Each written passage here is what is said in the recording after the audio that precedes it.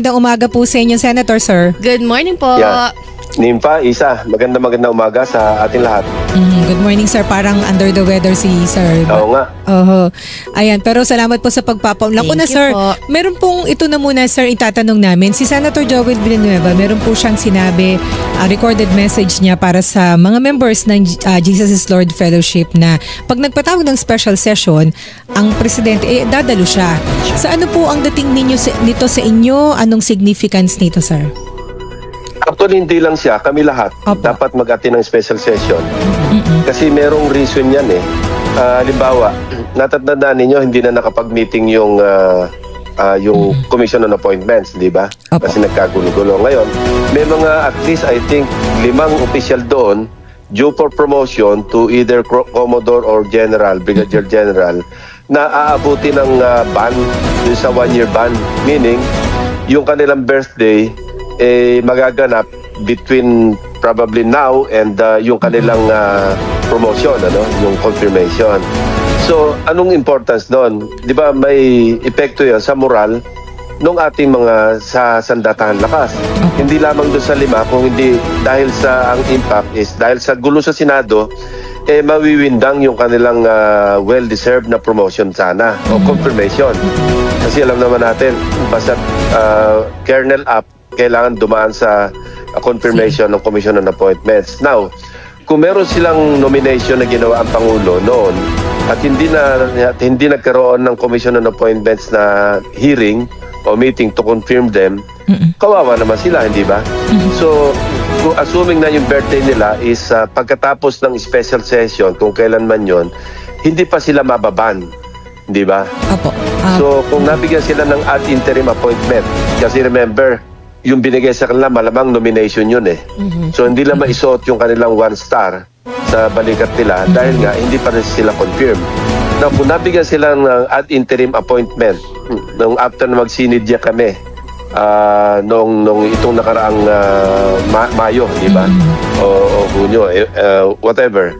No, kung mabibigyan sila ng ad interim at hindi sila ma-confirm dahil July 27 pa yung opening ng second regular session, kawawa sila. Pero Isa sir, yun. opo. Pangalawa, may mga nakabinbin na panukalang batas na nasa third reading na. Meron niyang, ang alam ko, pang BICAM na eh. So, ito yung mga priority bills. Hindi ko lang alam ngayon kung ano yung mga batas. Ang isa doon, yung hospital detention ni Senator Risa. Kung hindi naman magagawa yun, sayang naman. Opo. Kaya yun ang mga reasons, ano? Pero sir, Kaya hindi lamang si Senator Joel, kami lahat dapat mag-attend ng pero sir, special kasi session. ang kasing inaabangan po kasi yung nung nagsalita si Senator Joel, ito na ba yung hinihintay o siya po ba yung madadagdag sa kasalukuyan ninyong 12 para po Para maging 13 na. maging 13 na at ma-elect na talaga si Senator Gatchalian bilang Senate President. Iyon ang hindi ko alam. Ang dapat nakakalam doon si Senator Joel. Ano yung kanyang reason aside from yung sinabi niyang sagradong duty niya yan para mag-attend ng special session. Kasi totoo naman yun. Si Senator Chis, kaya nga siya nag-attend ng session noon, di ba? Dahil lalampas na doon sa 3 araw na yung period na inaalaw ng Constitution na mag-session yung bawat kapulungan. Kasi ang bilang, pang-4 na, pag hindi pa siya nagpunta, violation na yun ng Constitution. Pag po So, ba, sir? kailangan magkaroon kami ng session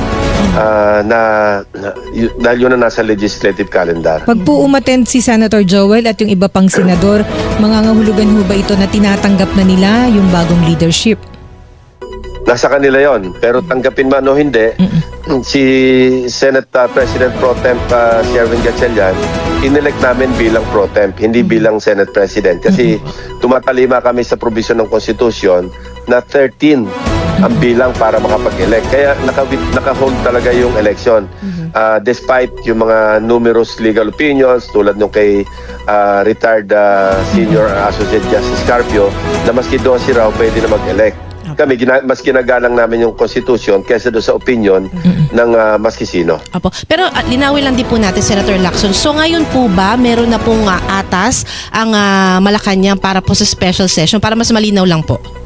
Wala kami natatanggap na notice. Wala. Unang-unang weekend, pero hindi namin alam kung tatawag o hindi at kung tatawag, kailan. Ayun nga po. Pero meron pong mga pending bills na hinog for o kailangang i-special session. Bukod dun sa commission Correct. appointment, sir, meron po. Correct. Oo. Apo. Sabi nga ni Senator Bam, meron siyang kailangan ma-constitute yung BICAM para ma-BICAM na yung kanya panukalang batas na nakabinbin. So, may mga ganon. So, importante talaga yung special session. At, I appreciate and I admire yung attitude ni Senator Joel na kinoconsider niyang sagradong duty yung pag-attend ng special session. I just hope na yung ibang kasama niya sa block ni Alan Peter Cayetano, ganun din ang attitude sana. Pero At saka, wala sir, ho bang hindi po ba nag-reach out si Senator Joel Villanueva sa inyo pong block na at yung po sinasabi na, oy, lilipat na ako sa inyo kasi napagtanto ko, napag-isip-isipan ko yung mga ganun po ba? Kagaya ni Senator Escudero. Yes. Wala akong personal knowledge. Pati yung kay Senator Chis, nabigla kami ron eh. Nalaman lang namin yon yung 1 o'clock on that particular day, nung Wednesday, na in-inform kami na a-attend siya ng session nung araw na yon. So wala nakakaalam sa amin. Ang nag-inform sa amin, si Senator Migsubiri. Sabi niya, mag-a-attend si Chis. Ang hindi niya alam kung makikilahok siya doon sa session sa anumang kung ano yung kanyang position. Pero kami, in-expect na namin na ang kanya namang parang announcement sa inyo sa media, di ba? Opo. Hindi siya nag-a-align kay sa block ni Senator Win nor sa block ni Senator Alan. Yun ang sinabi niya, di ba? Opo. Neither with the majority nor with the minority. At ginagalang namin siya, nag-attend siya, base na rin sa kanyang paliwanag afterwards, na nag-attend siya dahil sa tingin niya, yun ang kanyang duty. Duty bound siya. Opo, tsaka Dahil nga bumoto konstitusyon na pinag-uusapan. Opo, tsaka bumoto siya para sa pag-elect kay Senator Gatchalian bilang Senate President pro tempore, di ba? Yes, Opo. correct. Pero it doesn't mean, kasi kinwalify niya. Nagboto siya sa pro temp at saka doon sa Committee on Rules Chairman, pati yung ibang officers like Sergeant at Arms at saka yung Secretary ng Senate. Pero kinwalify niya later na hindi ibig sabihin yun, naka-align na siya sa majority block. Hanggang ngayon, wala pa kaming alam kung talaga bang siya part na ng officially o formally part na siya ng majority block. I hope he will be part of the majority block. Pero kayo po, Senator Lacson, kapag po natuloy na itong special session nga po dyan sa Senado, hopeful po ba kayo na talagang mapaplansya na itong issue po ng Senate leadership? Sana, kasi alam mo, napakagulo eh. Napakaraming apektado, panukalang batas, etc. etc. Pati yung moral ng aming mga kawani. Mabuti nga ngayon medyo na-resolve, maski pa paano. Dahil sumusweldo na sila, dahil ang kinilala na mismo ng buong Senado, ang acting president namin, si Senator Win, di ba? Kaya nga sumusweldo sila dahil nagsuggest pa nga si Senator Alan kung pwedeng co-signatory sila, which is messy. Sa amin, hindi, sinabihin nga namin si acting president Win, wag kang papasok dyan kasi I think, ako personally, sinabi ko sa kanila doon sa aming pagpupulong, desperate move na yan, na para bang nakikisukob na siya para lalo magulo yung sitwasyon sa Senado. Pero sir, so ibig sabihin, pag halimbawa nag-special session, bukod doon sa mga panukalang batas, sa Commission on Appointments, kailangan din yan, may special session para ma-constitute lahat ng committees at yung mga bicameral conference Yes, committees. Kasi, di ba, kailangan pong elect sa plenary kasi yung mga members. Totoo yun. Pero doon, napakaliwanag. Pag yun pa naman, ginulo pa nila. Kasi sa ngayon, 12 kami, 10 sila. Kasi wala si Senator Bato. At hindi rin ma-reach beyond yung coercive jurisdiction o coercive power ng Senate. Yung dalawa, hindi ba? Kaya effectively, 10 lang sila. So pag pinaglaban pa nila, mas mahigit pa yung 10 sa 12, maliwanag din naman sa rules at saka sa Constitution na rin, sa mga jurisprudence na simple majority ng quorum pwede mag-elect talaga ng mga chairmen at saka members ng komite. So na-imagine At ko lang, usapan lang dito, yung yung Senate President lang. Opo. Sir, pag halimbawa nag-special session, naisip ko lang, nag-insist po kasi si Senator Alan Cayetano na siya pa rin ang Senate President. So pag nag-special session, baka mag-agawan sa podium. May ganong eksena. Yun nga yung ugly. Kaya iniiwasan din natin. Kailangan ma-resolve talaga yung officially, formally, yung leadership kung sino Senate President. And I hope ma-resolve yan in case na magtawag talaga ng special session. Otherwise, and mind you, alam namin capable niyang gawin yun. Kasi mahilig talaga siya sa ganyan. Sa House, kung natatandaan ninyo, Yes. di ba? Nilockdown niya yung buong Congress para hindi siya mapalitan in spite of yung kanilang usapan sa harap mismo ni dating Pangulong Duterte. So he's capable of doing anything to preserve his power as the leader of the House noon at saka leader ng Senado ngayon. Pero Huwag kayo- naman sana kasi lalong napakapangit pagka dalawa yung tatayo doon sa podium. Opo. Nabanggit Pero po. alam mo, ito naman na napaka-importante, no? Yung practical reality, wala namang kumikilala sa kanya eh. Di ba? Lahat na, Senado, Kongreso, yung lower house, Malacanang, Civil Service Commission, Yeah. IBP, mga deans ng law school, mga professors, mga political theorists, lahat kinikilala. At si Presidente pa po. President Win Gatchalian. Mag-isa na lang siyang kumikilala sa sarili niya. O siguro yung ilan sa kanya mga kasama. So wag naman ganon kasi magising na sana sa katotohanan na ito na yung realidad. No? Maski sabihin niyang ipagsigawan niya sa buong mundo, ako yung Senate President, wala namang sumusunod sa kanya. And napansin ninyo, tahimik na rin yung mga ibang lang kasama eh. Yung mga dating maiingay ding na kasabay niya, ngayon wala na rin comment eh. So na-realize din nila siguro yung reality na tapos na yung boxing, wag niyo na insist.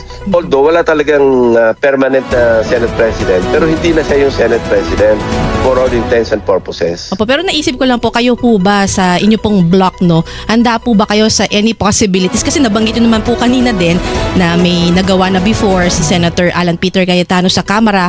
What if maulit-ulit yung ganun pong eksena? Yes, nakahanda kami at nakahanda kami sa mga contingencies in case na mangyari yon, na manggugulo siya. Meron na kami pag-uusapan, hindi lang ako at liberty to divulge. Pero pagka nag-uusap-usap kami sa majority block ngayon, yan ang aming isa sa pinag-uusapan. At ako mismo, in-emphasize ko, huwag nating i-underestimate kasi capable yung tao na yan na gumawa na maski anong gulo. No, he doesn't care about the institution, he only cares about himself. Kasi pagka magse-session, yung magpe-preside, aakyat yun sa podium. Tapos, sir, yung Sergeant at Arms, kailangan po maitusok, di ba, yung mace. Yeah, yung pag mace. mag-start ng session. Baka mag-agawan po pati sa mace. Di ba, nangyari, may ganun nangyari na nun sa House, di ba, yung mag-aagawan sa mace, kaya merong sinuntok. Yeah. Oo. Well, as I said, naka-ready kami sa ganyang contingency. Hindi ko lang masabi ko ano yung aming gagawin. Pero pinag-usapan na namin yan kung anong dapat namin gawin kung sakali mangyari yan. Ayun, opo. And then sir, ito po, yung sa impeachment kasi may impeachment trial supposedly po ng July 6. Meron pong sa isa sa mga Facebook posts ni Senator Alan Cayetano, sinasabi niya na pinalulutang niya na babaguhin niyo rin ba yung pagbilang ng boto na magiging threshold para po sa paggagawad ng hatol kasi kung binago niyo raw yung quorum sa halip na 13, ginawang 12 ang quorum sa Senado, abay baka dun sa impeachment court, hindi na rin ibilang yung iba pang senador, babaguhin yung nasa constitution na dapat supposedly 16 votes to convict. Medyo devious yun, ano? Kasi ako, personally, I can speak for myself. I'll stick to the provision of the Constitution na 2/3 of all members. Ang all members, 24. So, 16 to convict and 9 to acquit. So wala. Maliwanag sa akin yun. Maski merong halimbawa pang may mag-motion, ako ang position ko, ganon. No? Na sundin natin ang Constitution. Huwag yung say-so o yung mga opinion, halimbawa ni Congresswoman Luistro, Associate Justice, retired Justice Carpio, may mga ganong mga pananalita o opinion. Pero ako, I can only speak for myself and I think some of my colleagues sa majority block, ganun din ang takbo ng isipan na mag-stick tayo first and foremost sa Constitution. Pag sinabing 16, 2/3 ng 24, 16 yon. Hindi pwede bawasan yon. Ayun na po. So wala hong pinag-uusapan doon po sa inyong grupo, sa 12 senador na ibababa ang threshold sa pagbubutuhan po sa impeachment court? Wala. Under consideration in case na merong, alam mo, pag nag-motion yung prosecution o nag-motion yung defense, kailangan mag-rule kami, hindi ba? Opo. So, halimbawa, i-bring up ito by way of emotion, pag-uusapan namin yun. Kung anong dapat namin gawin. Pero ako, at yung iba kong kasama sa majority block, na sa pag-uusap namin, nagkakaisa kami. Hindi lahat, may mga ibang opinion. Pero ako and some members na naging vocal do sa aming pag-uusap, nag-i-stick kami do sa 16 to convict. No matter what the base number is, our base number will always be 24. Ayun. Senator Ano, Lacson, para ma-resolve yung issue, isang suggestion, halimbawa, may nakakulong, halimbawa, hindi lang si Senator Jinggoy. Si Senator Bato, medyo wala tayong control doon kasi nagtatago siya. He's really out of reach, Pero yung mga nakakulong, or yung nakakulong as of now, at kung may sakaling meron pa sumunod na makulong, ang isang solusyon doon para talagang ma-maximize yung nagpa-participate o yung boboto, mag-motion kami, mag-leave of court kami, payagan sila mag-attend ng impeachment trial. No? At lalo sa pagbobotohan, maski under escort sila ng BJMP, yung kanilang custodian, hingi kami ng permiso sa Sandigan Bayan para sila ay payagan na mag-attend.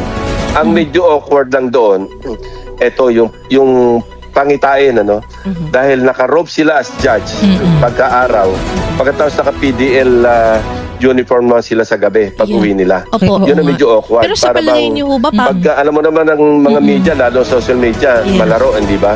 Baka i-juxtapose yung dalawang larawan ng kung sino mang senador na eto, judge sa araw, tapos titinin naman sa gabi. Pero sa palagay niyo ba, kumbaga papayag doon yung iba sa inyong mga kasamahan? Sinong papayag? Yung pong ibang mga senador. Yun ang isasuggest ko. Sinuggest ko na nga eh. Kasi ang isang halimbawa, Nimpa. Opo. Halimbawang nakulong Siyam. Ang naiwan sa Senate, 15. Paano ngayon magkakaroon ng maliwanag na decision to convict or to acquit? Ang ibig sabihin ba noon, automatically acquitted? Dahil 15 lang yung pwedeng bumoto? Sa akin, hindi. Dahil hindi naman sila convicted, sila naman ay part pa ng Senate unless preventively suspended. Kasi meron doon sa anti-graft law at saka sa plunder law na self-executory na once ma-file ng information at nag-undergo ng trial, alinman, plunder man o yung anti-graft man, preventively suspended sila. Yun ang malaking problema ngayon. Halimbawang nag-motion ng ombudsman, at although self-executory pero ang narinig ko, meron yatang revised rules ang Sandigan Bayan na hindi sila magmomoto proprio na magsuspende in spite of the provision sa batas. So, kailangan meron mag-motion. Now, assuming na mag-motion yung ombudsman na preventively suspend yung lahat na nakakulong o nag-undergo ng trial sa Sandigan Bayan at na-suspend. Ibig sabihin, pag suspended, hindi ka pwede mag-participate, di ba? Pero ang isang dapat pag-aralan din, although yung Senado, although impeachment court, yung composition is the same as the composition of the Senate. Balay pa rin. Hindi ko alam, subject sa interpretation ito, eventually, if it comes to that. Dahil kung separate entity yung impeachment court at saka yung Senate, baka pwedeng hindi kasama yung kanilang suspension sa pagganap sa kanilang tungkulin bilang impeachment senator judges. Ang complicated. Oo nga eh. Don't take my word for it. Sa akin Opo. lang, inisip ko lang in the event na siyam yung makulong at ma-preventively suspended. Wala tayong trial. Oo nga sir, naalala ko yan kasi nung sa pork barrel case, na-suspend pinatupad ng Senate yung suspension po kina Senators Enrile, Revilla and Estrada. Jingo Estrada. So, pero sir, kung halimbawa may suspension, pwedeng hindi mo na ipatupad ng Senate yung suspension. Pwedeng Hindi. po ganun. Kung may suspension, tatalima kami sa Automatic utos yun. ng korte. Kaya lang, baka pwede kami magpaalam. Opo. Pero sir, Na for purposes of the impeachment trial, baka pwedeng i-stay yung kanilang suspension or interpret na suspended sila bilang senador yung pagganap nila ng legislative function, pero baka pwedeng hindi kasama yung suspension sa pagganap naman nila bilang mga senator judges. Otherwise, it's going to be a crisis, di ba? Opo. Walang impeachment na magaganap kasi foregone na yung conclusion o yung decision na hindi mako-convict kasi kung 15 lamang ang naiwan na senador o senator judges for that matter. Sir, kung sakali, hindi option na iurong yung impeachment trial kasi sir, 90 days po yung suspension, di ba po? Yes, pwede rin yun. I-suspend muna yung trial until such time na ma-serve na yung kanilang suspension. Kung kailan man yon, isa ring solution yon. No, ganda itong discussion natin kasi these are within the realm of possibilities, hindi ba? Opo, Hindi opo. ito imposible kasi naandyan Opo. Pwede mangyari yan na ganyan ang situation. Kaya mabuti rin nadidiscuss natin ito para yung mga legal eagles no, na tinatawag, pati ang Korte Suprema, pwede sila magsagawa na ng pag-aaral sa ngayon pa lang in the event na maganap yung ganyang senaryo. Sir, kaya lang, nung nabanggit ho ninyo na, halimbawa, may makulong na siya, baka sabihin na naman po na, teka, bakit may alam ba kayo na may makukulong? Kasi yun yung May nag-aalala ko. madadagdag Hindi, ba? hindi. Para Sample po- lang, para sample lang. i-clarify. Clarify ko, hypothetical itong usapan natin. Yan. Apo. Sinasabi ko lang, hypothetical, pero in the realm of possibilities.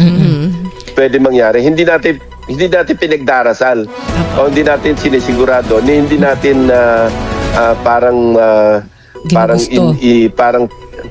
parang inaasahan. Hindi gano'n. Hypothetical ang ating sitwasyon na sinasabi nga, posible mangyari. Kasi sa yung realidad naman kasi, meron po naman talaga kasi kayong mga kasamahan na under investigation dahil dun sa flood control Flood scam. control.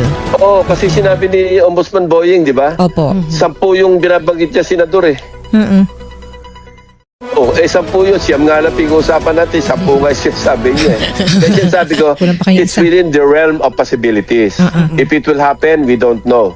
Pero kailan paghandaan natin yung ganyan senaryo, kung ano yung magagawa ng Senado o ng impeachment court o ng kung sino man na may authority dyan, Supreme Court man yan o ano, para paghandaan na kagad kung sakaling dumating yung ganyan senaryo. Either suspend yung trial, hintayin ma-serve yung suspension para nandyan ulit sila sa mainstream, or yun nga sinasabi ko, kasi separate entity naman yung impeachment court, suspended sila bilang mga senador na hindi sila makapag gumanap sa kanilang legislative function. Pero as senator judges, baka naman pwedeng subject to interpretation. Of course, hindi ako mag-interpret yan eh. Apo. At the end of the day, it is the Supreme Court that will interpret yung mga ganyang constitutional issues or questions. Isusulong nyo na ho yan sa pre-trial sa June 18, Senator Lacson. Hindi kami magsusulong yan eh. Sino pong dapat Ang pwede magsulong? mangyari niyan, ang mag-motion dyan, na baguhin yung base number, either prosecution or defense. Pero pag ang sinasabi ko, pag merong nag-motion, kailan mag-rule ang court, 'di ba? Whether on time or mag-defer muna kami sa kung magsano, sabihin natin chamber namin Opo. o doon sa aming lounge para pag-usap-usapan natin, paano to? Merong motion na ganito. Anong gagawin natin? Ayan, and So, then, court as a whole ang magde-decide doon, not even the presiding officer. ayun, and then sir, sa impeachment court na, pareho, sa Senate at saka po sa impeachment court, paano po ang senaryo, halimbawa, although si Senator Joel Villanueva nagsabi na attend siya pag may special session, paano kung hindi dumating po yung iba pa? Boboy Pwede pa rin ba? Halimbawa, May quorum kami, may quorum na. 13 kami. may Kung 12. assuming na atin lahat yung 12, tapos plus Senator Joel, 13, makapag-conduct kami ng business. Ayun, 13 kami. At makapag-elect kami in case na pwedeng mag-elect. Pero hindi natin alam kung ano yung, sa ngayon, kung ano yung, inassure ni Iboboto ni Senator Senator Joel Joel. na atin siya. Apo. Hindi naman natin alam kung magpa-participate siya o sasama siya sa pagboto pag-elect ng Senate President. Hindi natin alam yon. Pero ang sigurado po sir, pag nag-attend siya, magiging pang-13 siya, makakapag-session kayo at sigurado, doon sa 12 makakapag-session kayo. Pero Yes. pag 13 na, walang duda, makakapag-session kayo. So, wala rin pong duda, makakapag-conduct pa rin kayo ng impeachment trial. Yes, pwede. Hindi, wala pa naman trial eh.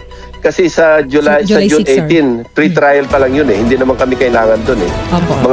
Mga lawyers yun eh. I mean, Stipulation yun eh. Yun yung pag-uusapan para hindi magulo yung trial.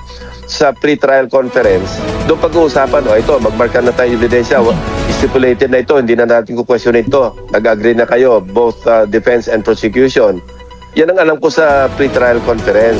Para pagdating sa trial proper, hindi magulo na question dito, question doon.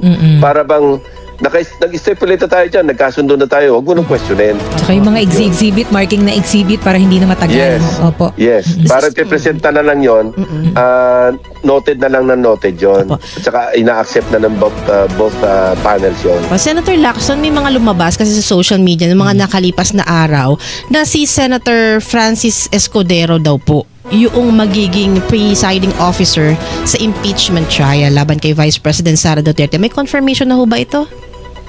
Wala pa. I-elect namin yan kung sino yung presiding officer. Remember, we amended the rules, di ba? Apo. Yung rule tungkol sa pwede kami mag-elect ng presiding officer, not necessarily yung Senate President. Kasi nga, medyo magulo. Wala nga tayo Senate President. Even if merong Senate President, dahil na-publish na yan sa general circulation na dyaryo, so ano na yan, wala naman nag-question at wala nagko-question. So, amended na yung rule namin dyan na pwede kami mag-elect ng presiding officer. So whether it is Senator Cheese, Senator Kiko, or anybody for that matter, i-elect namin yan. Kami magde-decide yung majority ng members ng Senate ang mag-elect yan. So, tama ho ba na pinagpipilian sina Senator Kiko Pangilinan at Senator Cheese Escudero at hindi ho ba ito parang insulto naman kay Senator Sherwin Gatchalian? Hindi naman palagay ko dahil abogado yung dalawa Opo. Para bang sa amin, for practical reasons, mas maganda na yung abogado yung nagpe-preside. Kasi remember, nung si Senate President Enrile nag-preside, napakaganda ng pag-handle niya, di ba? Kasi alam niya.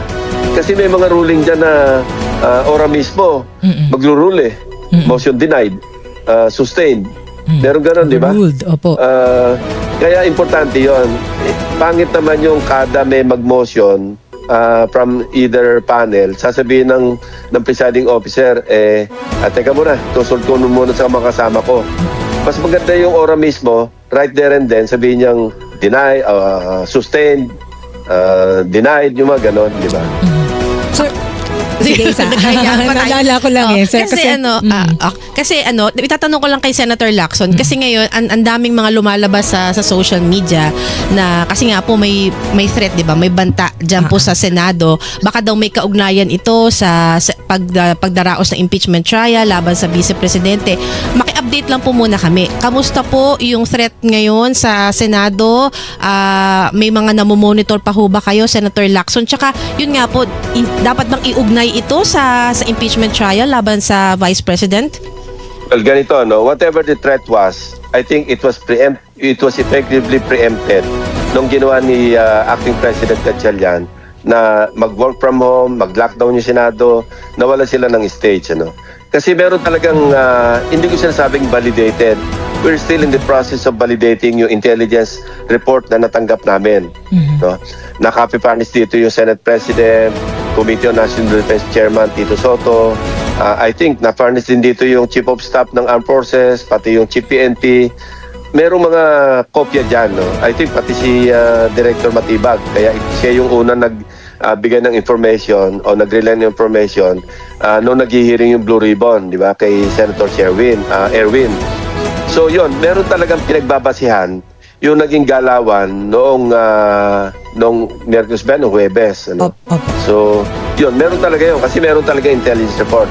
Again, hindi ako at liberty to divulge yung details noong yung intelligence report na yun. We are in the process of assessing it, validating it with the help of the intelligence units ng uniform services natin. Sir, kasi ang accusation ay kaya pinalutang na mayroong banta at pinag-work from home ang mga tao, binawal ang bisita ay para hindi po matuloy yung binalak ulit po ng Cayetano Black na pagdinig kung saan babalik po supposedly yung 18 bodyguards plus 14 pa daw po. Hindi totoo yun. Alam mo, nagtataka kami, wala silang plano mag-attend sa hearing ni Senator Tulfo. Pero bakit nandun yung 18? Pagkatapos merong panawagan sa mga tao. Ay hindi natin alam So ano ba talaga yung senaryo? Ano ba yung plano nila? At sino yung kasabwat na kasamahan namin? Di ba? Kasi kung sakali magkakaroon ng gulo, ito sa akin lang ito bakit nandun 18? Bakit sila nagpe-press con habang nag-hearing yung Blue Ribbon? Ano yung ini-ignite nila? Ano yung ini-incite nila? No, ano bang senaryo? Kunwari, i-rescue itong 18? Nag-a-assume sila na may mga armed forces, may mga PNP na sasama sa sinasabi nilang post nila. Yun ang nakikita ko pwede sila kasi wala namang reason, wala naman silang plano mag-attend doon sa hearing ni Senator Tulfo. Pero bakit nandun silang lahat 18 at pinilit nila ipasok in spite of the parang sabihin nating pagbabawal ng Sergeant at Arms, General Corpus. Hinaras-haras nila yung Sergeant at Arms Pinilit nila na ipasok yung 18. Oh, para saan yun? Kasi Para mag-press con? Isang possibility, the way I assess it, personal assessment kito, no? Using my own experience and my own training. Merong plano yan. Bakit mo papapasokin yung 18? At bakit may mga tao sa labas? May plano Sir, na yung may manggulo. plano- At ang sa tingin ko lang, baka ang gagawin nilang staging area yung Senado. Baka magkagulo-gulo doon at baka sakali mag-trigger. Baka sakali. But I don't think yung armed process at saka yung uniform services natin, kasi wala naman sila simpatya doon sa 18 maleta boys Dinidisown nga ng Philippine Marines, hindi ba? Dinidisown ng armed forces. 12 sa kanila, dishonorably discharged. Ayaw nga nila ma-associate doon sa 18 So, kung nag-a-assume sila na magti-trigger ito ng something bigger, na magkakagulo-gulo ang buong bansa, magde-destabilize, baka sa tingin ko lang, baka nagkakamali sila. Huwag nilang gamitin yung 18 Marines as parang rallying point para mapagalaw yung ating armed forces. I think they should know the members of the armed forces and the Philippine National Police better than how they assume na yung kikilos o hindi. Opo, sa isang They tanong should know them better than that. Opo, sa isang Kung sino man ang nasa likod nito. So isang tanong na lang, sabi ko kasi ni Senator Acting Senate President Gatchalian, sinabi ng NBI na konektado dun sa 18 yung threat, not necessarily sila yung manggugulo, pero konektado sa kanila. Yun din ho ba yung, batay dun sa paliwanag nyo, yun din po yung nakita ninyo? Exactly. Yun din ang assessment ko. Independent of what Acting Senate President Gatchalian told you or told media, ganun din sarili ko assessment Kasi wala akong nakikitang purpose para ipasok nila yung 18 doon na wala namang plano mag-attend sa hearing. No? So naghaharap sila ng casus belli, ika nga, na kung halimbawang palabasin, halimbawa, ito yung isang senaryo, halimbawang mag-attend sila, tapos i-cite for contempt ng Senado o ng Blue Ribbon Committee. So, papalabasin nila. Baka meron sila na ipasok na rin dyan ng mga armado para kunwari i-rescue tapos magkagulo-gulo. Oh. Di ba pwedeng gano'n na senaryo? Isip ko lang ito Ito lang yung pinagbabasihan ko na pwedeng senaryo kasi wala akong makitang dahil reason o intention for the life of me para ipasok nila yung 18 doon na wala namang plano mag-attend ng hearing. Sir, Yun ang aking pinanggagalingan. so isa na lang, anong panawagan ninyo kay Senator Alan Peter Cayetano at sa grupo niya? Huwag manggulo. No? Maging mga senador, makilahok, tapos kung ano yung piglalaban nila, sa floor namin pag-usapan, huwag sa Facebook. Kasi hindi namin siya madidebate sa Facebook. Ang pwede kami magdebate sa plenaryo, hindi sa Facebook.